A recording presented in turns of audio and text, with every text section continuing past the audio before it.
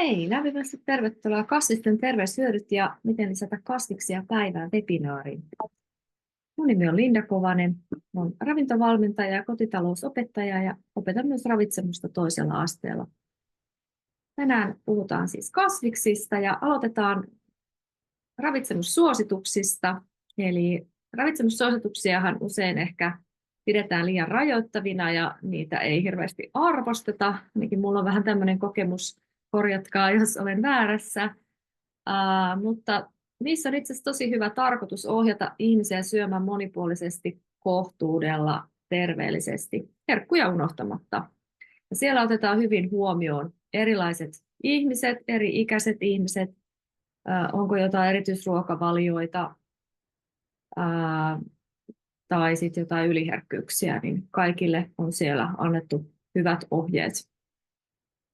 Ja peruslautasmallihan sieltä on varmaan kaikille tuttu, eli suositellaan syötävän puolet lautasesta tuoreita kypsiä kasviksia, lisukkeena perunaa tai jotain viljalisäkettä, ja sitten kalaa, lihaa tai kasviproteiinin proteiinilähteenä. Mutta tämäkään ei ehkä ihan kaikilla toteudu joka päivä pääaterioilla, eli siinä on jo vähän petraamisen varaa, niin usein sanotaan, että ei ravitsemussuositukset toimi, koska minulla ei paino sillä pysy, niin tuleeko sitten ehkä tehtyä tai noudatettua niitä oikein, niin se on sitten toinen kysymys. Ruokakolmio on varmaan kaikille tuttu, eli meidän ruokavalion perustanhan muodostaa kasvikset, marjat, hedelmät. Puolet näistä olisi hyvä olla tosiaan vihanneksia ja juureksia. Kuvassa näkyy iso laatikollinen erilaisia, erivärisiä, ihania vihanneksia ja juureksia. Toisella puolella sitten siellä alimmalla tasolla on kasvikset, marjat, hedelmät. Seuraavana tasolla on sitten täysjyväviljatuotteet ja peruna, ja niitä sitten tarpeen mukaan.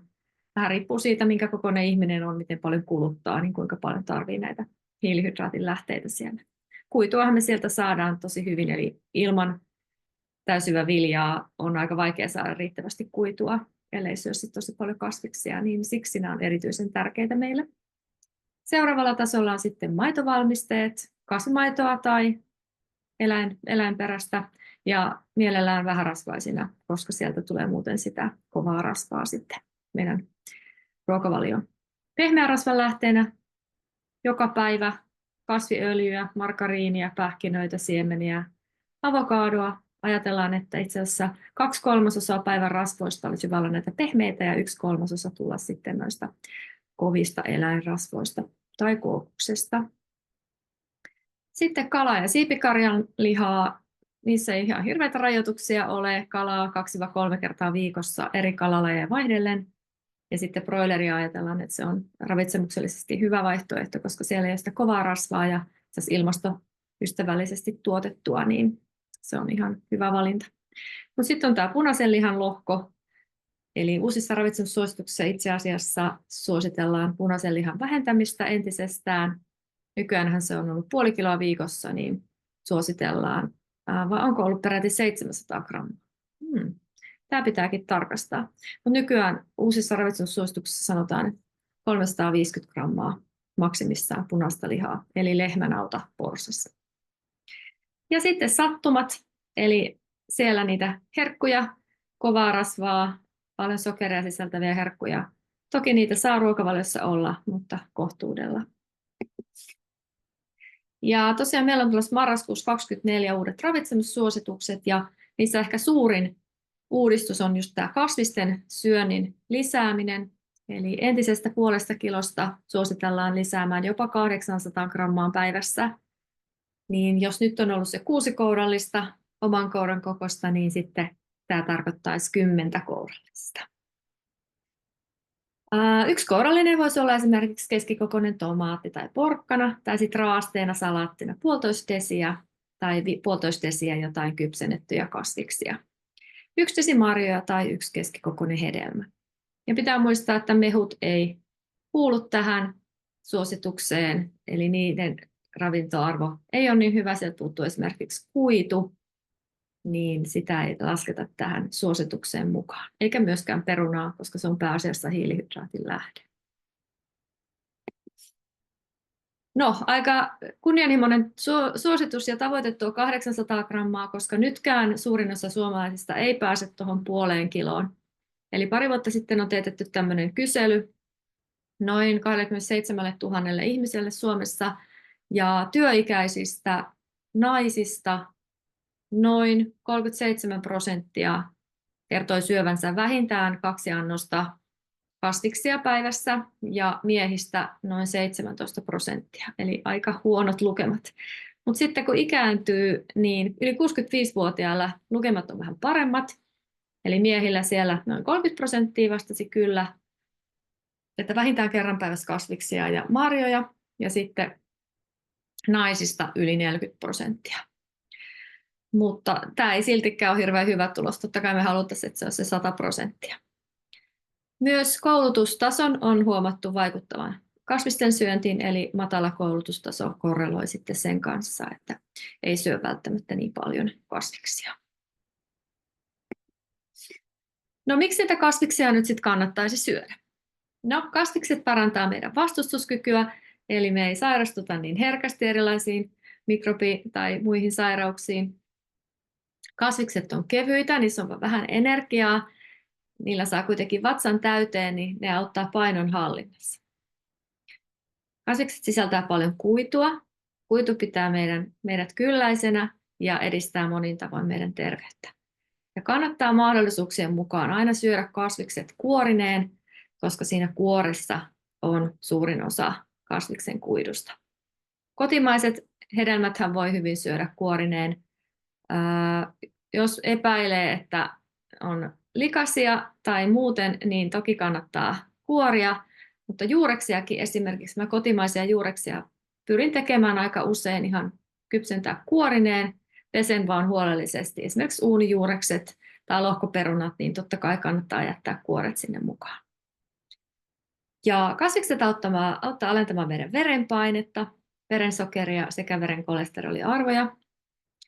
Runsas kasvisten käyttö on muun muassa pienentää riskiä sairastua sydän- ja verisuonitauteihin, tyypin 2 diabetekseen sekä muun muassa paksusuolen syöpään. Eli paljon hyviä hyötyjä siitä, että lisää päivään niitä kasviksia. Muutamat vinkit sitten, että miten niitä kasviksia nyt voisi sitten lisätä sinne. No ihan nyrkkisääntönä alkuun, että yrittäisi sisällyttää jokaiselle aterialle kasviksia, marjoja tai hedelmiä. Ja nyt jos pyrkii tuohon 800 grammaan, niin pääaterioilla, eli ainakin päivällisellä ja lounaalla voisi olla 3 annosta.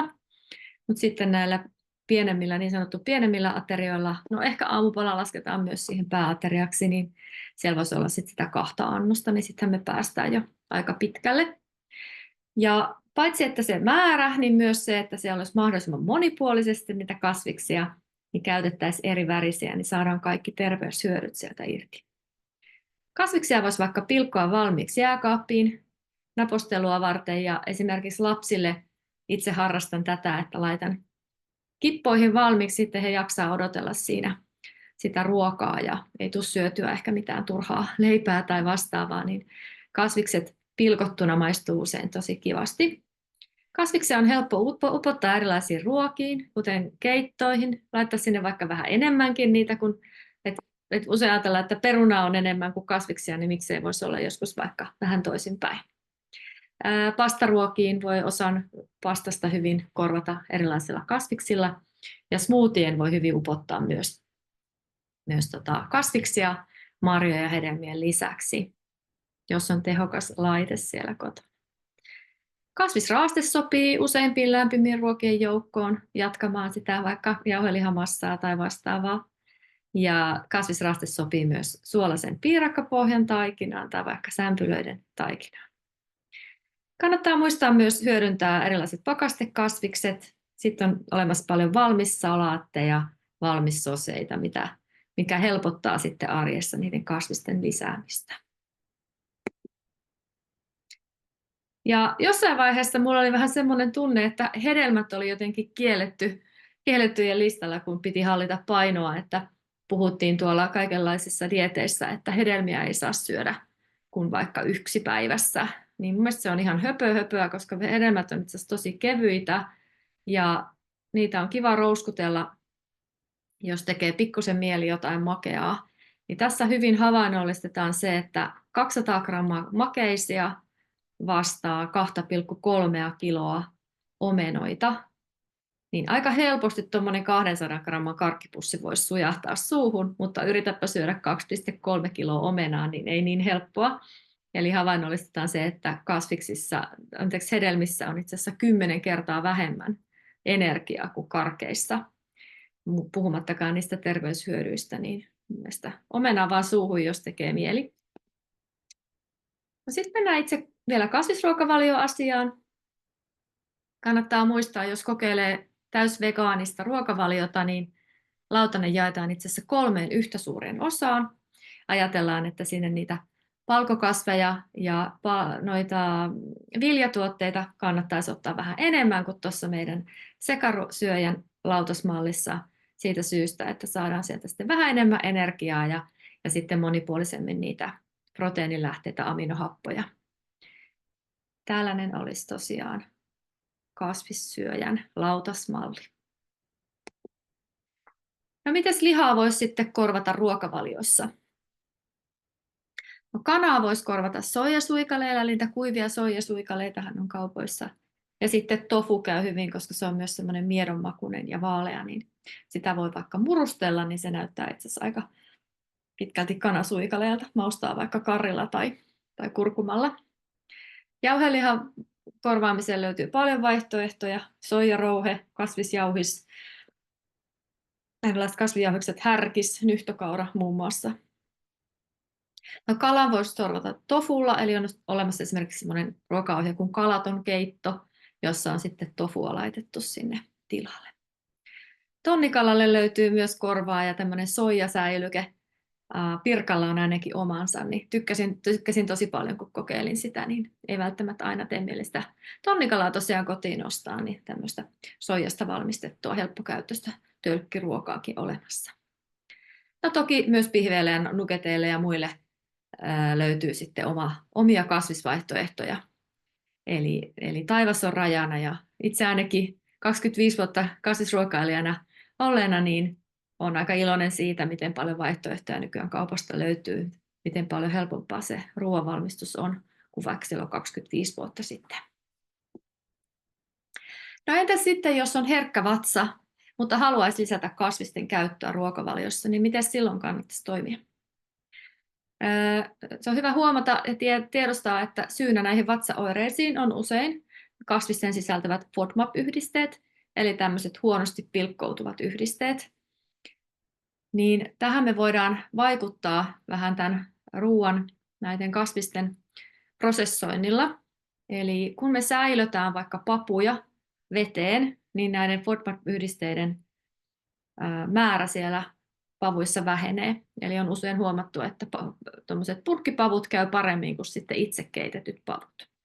Ja myös etikkasäilöntä, eli etikkapunajuuret, etikkakurkut, niin toimii sellaisilla ihmisillä, joilla ne voisi muuten aiheuttaa vaikka vatsaoireita. Idättäminen ja hapattaminen sitten myös vähentää näiden FODMAP-yhdisteiden määrää.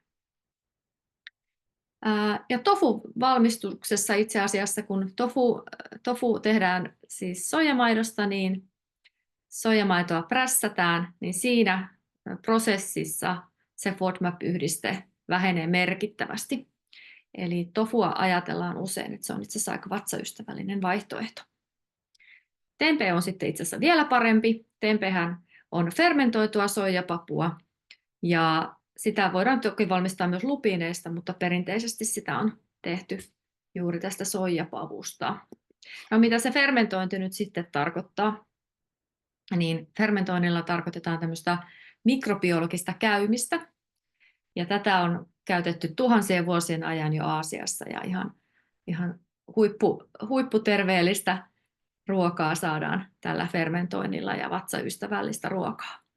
No miten se tehdään, niin käytetään erilaisia mikrobeja, kuten bakteereja ja sieniä, jotka sitten saa aikaan siellä semmoista ruoka-aineen pilkkoutumista ja muuntumista sitten vähän paremmin sulavaan muotoon esimerkiksi. Sinne voi tulla myös muita ravitsemuksellisia ominaisuuksia siihen ruokaan.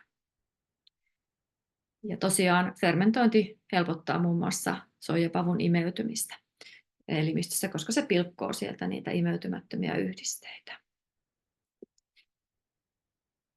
No sitten, miksi näitä kasviproteiineja sitten niin paljon prosessoidaan? Eli ajatellaan, että onko tämä nyt hyvä asia, että me syödään niin pitkälle jalostettua ruokaa. Niin mä olen itse asiassa saanut olla mukana tämmöisessä tuotekehitysprosessissa. Tuote ei koskaan ole tullut vielä markkinoille, mutta pääsin kuitenkin testailemaan erilaisia kasviproteiinivalmisteita ja tehtiin sitten tämmöisiä kokeiluja siellä. Ja itse asiassa ei sinne kovin montaa erilaista raaka-ainetta laiteta, kun saadaan tuommoinen ihan hyvänmakuinen kasvispihvi. Eli mä vähän mietin, että onko se nyt niin vaarallista, jos me tehdään helppoja ruokia kasvissyöjille, niin itse asiassa me voidaan näillä prosessointimenetelmillä jopa vaikuttaa siihen, että miten meidän proteiinit imeytyy meidän suolistossa. Eli siinä on se hyvä puoli. Ja toisaalta me saadaan myös niistä monikäyttöisempiä ruoka-aineita, vaikka pavuista tehtyä jauheita, rouheita, pihvejä ja suikaleita. Eli helpottamaan sitten sitä kasvisruokailijan arkea. Ja me voidaan myös prosessoimalla parantaa kasviproteiinin ravintoarvoa, kuten vaikka nyhtökaura, jossa on sitten yhdistetty kauraa ja härkäpapua semmoiseksi vielä paremmaksi proteiinilähteeksi, kun on laitettu niitä molempia sinne. Eli ei tätä ehkä kannata pelätä. Tätä ajatellaan vaan silleen, että kehitys kehittyy ja meille tulee uusia vaihtoehtoja siihen lihan tilalle tai oheen. Nämä prosessointimenetelmät on usein ihan erilaisia lämpökäsittelyjä, keittäminen, autoklavointi tarkoittaa, että kuumennetaan yli 120 asteeseen joku tuote, höyryttäminen, fermentointi, idättäminen ja vaikka kuorien poistaminen. Niin jos me ajatellaan, niin kyllähän ihan perus vehnäjauhotkin on ikään kuin prosessoitua viljaa, eli ei kannata näitä prosessointeja mun mielestä ikään kuin hirveästi pelätä. Mutta toki jokainen valitsee, että minkälaista ruokaa haluaa sitten omalle lautaselleen valita. No vielä tähän loppuun, että ehkä kun olet tämän luennon nähnyt, niin ehkä sulla on pientä kiinnostusta lisätä kasvisten syöntiä tai kokeilla vaikka kasvisruokapäivää. Se olisi tosi kiva. Mutta voisiko sittenkin olla tämmöinen planetaarinen ruokavalio meidän ratkaisu suuremmassa kuvassa? Eli kasvisruokavaliohan on nostanut kovasti päätään viimeisen 5 vuoden aikana, mutta silti kun tutkitaan, niin ei meillä vegaaneja ihan hirveästi tässä maassa vielä ole. Eli semmoinen kasviskiinnostus on lisääntynyt, mutta sitten se, että kuinka moni oikeasti ihan täysvegaaniksi ryhtyy, niin niitä on tosi vähän, eikä se ole mitenkään välttämättä tarpeellistakaan. Ehkä enemmänkin se, että me kaikki voitaisiin vähän vähentää eläinperäisten tuotteiden käyttöä isossa kuvassa, silloin enemmän merkitystä ja sitten lisätä niiden kasvipohjaisten ruoka-aineiden osuutta siellä. Yksi vaihtoehto voisi tosiaan olla tämmöinen planetaarinen ruokavalio, eli tämähän perustuu kasviksille. Siellä puolet tästä ruokavaliosta on kasviksia, sitten noin 1/6 ehkä täysjyväviljaa, sitten siellä on tärkkelyspitoisia kasviksia, vähän maitotuotteita, eläinproteiinia, ihan pieni siivu, ja siellä on vielä jaettu sitten eläinproteiini pienempiin siivuihin, joissa tosi vähän suositellaan sitä punaista lihaa. Ja kasviproteiini löytyy sieltä omasta lohkostaan, tyydyttymättömiä kasviöljyjä, eli niitä parempia rasvoja, ja sitten ihan pieni siivu sitä lisättyä sokeria. Eli liha- ja maitotuotteita käytetään tosi niukasti, perustuu kasviksille. Niin voisiko tässä olla ratkaisu esimerkiksi meidän ilmastokriisiin ja meidän elintapasairauksiin, mihin kuolee tosi suuri osa ihmisistä. Esimerkiksi diabetes 2, niitä on noin 1 miljoona henkilöä Suomessa, ketkä sitä sairastaa, mikä olisi varmasti estettävissä paremmalla ruokavaliolla. Joo, eli lopuksi vielä kaneettina, niin ilmastoystävällinen ruokavalio on myös terveyttä edistävä ruokavalio. Tämä ilmastoystävällinen ruokapyramiidi itse asiassa aika paljon meidän tavallista ruokapyramidia. Siellä pohjalla on kasvikset, marjat, hedelmät, kasviksien tuottaminen, vaikka ne tuotaisiin toiselta puolta maapalloa, niin on itse asiassa paljon vähemmän kuormittavaa kuin se, että kasvatetaan eläimiä täällä Suomessa, tuotantoeläimiä. Seuraavalta tasolta sieltä löytyy ne viljatuotteet, eikö vaan? Ja sitten siellä on ne kasviöljyt, pähkinät ja vähärasvaiset maitovalmisteet. Sitten siellä tulee, kuten siinä perusruokakolmiossakin, niin tulee nämä kalat ja sitten punainen liha ja vielä viimeisenä siellä sattumat eli herkut. Niin tässä vähän pohdittavaa siihen, että mitä me voitaisiin tehdä, että ilmasto ei lämpene niin nopeasti ja ruokaa riittäisi kaikille, niin lisätä näiden kasvisten osuutta. Kiitos.